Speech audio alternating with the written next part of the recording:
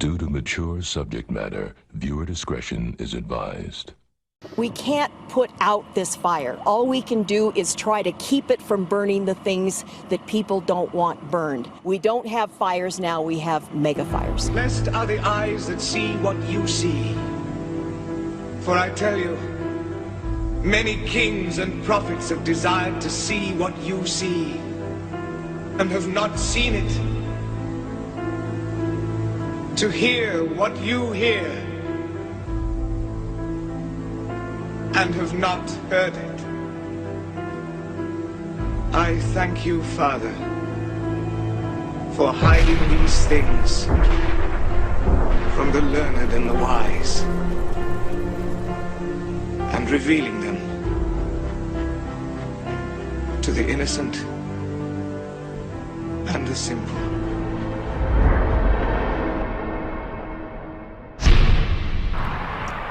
Torching more than 100 homes in the mountains 3 hours outside Denver, Colorado's spring fire quickly becoming one of the most destructive in state history. Security cameras capturing the moment a wall of flames becomes a fireball, devouring everything in its path. We don't have fires now, we have mega fires.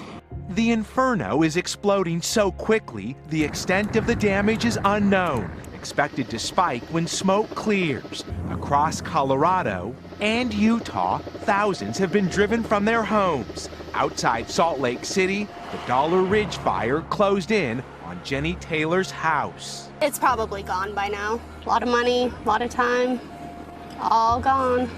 Facing a fire season that could rival last year's epic destruction, crews will soon face a new threat, scorching heat later this week.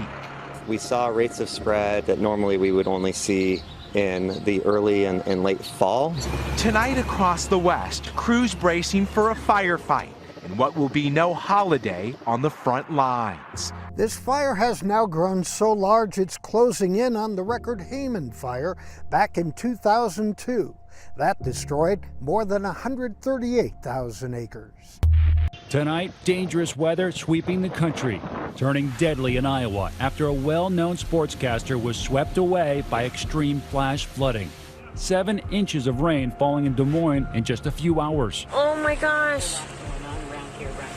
People are stalled here. 5 reported tornadoes in Nebraska, more than 180 reports of severe weather across the Midwest in just the past 24 hours.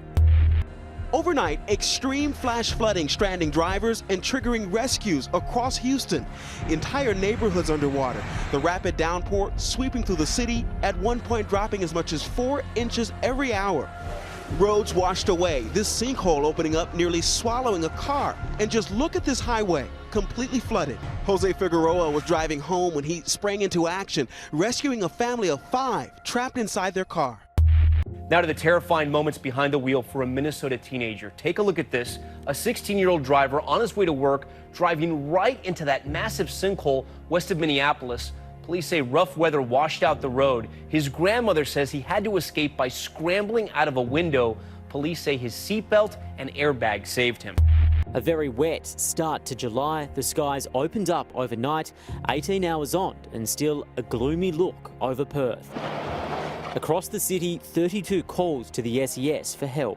For some, the bad luck striking twice in as many weeks. Underneath this deluge of water is Pinjarra Racetrack. For some, not even staying indoors could keep you dry. Coming out of probably a fire alarm. Crossville Way in Yangebup underwater, locals say the drainage system couldn't cope. The southwest copped most of it. 44 mils in Bunbury. Even more in Margaret River, 71 mils before 9 a.m. On this Independence Day, for millions of Americans, it will feel like temperatures in the triple digits. In Boston, authorities brought in large fans to cool the crowds for upcoming 4th of July festivities. You need to stay hydrated. The scorching heat brought a commuter train to a halt in Philadelphia, knocking out the power. Stuck on train now for almost 2 hours, and it's probably about 120 degrees on this train. In New Jersey, rescue workers helped evacuate 50 seniors from a nursing home after the air conditioning stopped working. The temps soared above 100 degrees. Authorities want to know how dozens of baby sharks suddenly died and washed up on a beach in Hawaii. The creatures were found dead June 26 along the coast of Honolulu. The Honolulu Star-Advisor reported the sharks numbered between 50 and 100. Officials with the Division of Conservation and Resources Enforcement were notified and launched an investigation into the incident. These particular sharks were scalloped hammerheads, a species considered endangered by wildlife conservationists. Protests and riots across the U.S. this weekend, mostly based on immigration. Thousands of protesters hit the streets in cities like Seattle, Atlanta, and San Francisco, angry over the President Trump administration border policy. At a Los Angeles protest, U.S. Congresswoman Maxine Waters called for President Trump to be impeached. Things turned violent in Portland when a group called Patriot Prayer was holding a freedom rally. Then rioters from the militant Antifa movement showed up to confront them, lighting firecrackers and smoke bombs. Portland police showed up to break up assaults and canceled the Patriots rally. A couple in the UK remains in critical condition after being exposed to an unknown substance, prompting counterterrorism police to join the investigation. Don Sturgis and Charlie Rowley were found unconscious Saturday, June 30th at a home in Amesbury, Wiltshire. Police initially believed the couple had overdosed on drugs. However, their symptoms raised concerns from medics and police, causing them to suspect a possible nerve agent was used. Authorities report they're testing the substance at a nearby government laboratory. They say it's too early to determine whether crime had been committed, but they've taken precautions by sealing off Salisbury and Amesbury areas in Wiltshire.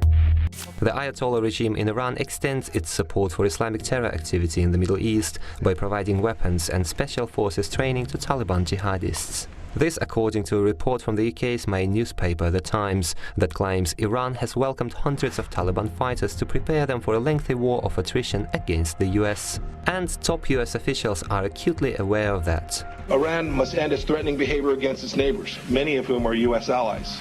Iran, too, must end support for the Taliban and other terrorists in Afghanistan and the region and cease harboring senior al-Qaeda leaders. The Times stressed the training process is unprecedented in scale, quality and length, as the Ayatollah regime is preparing Taliban's best fighters to undertake attacks specifically against US military personnel and installations in Afghanistan.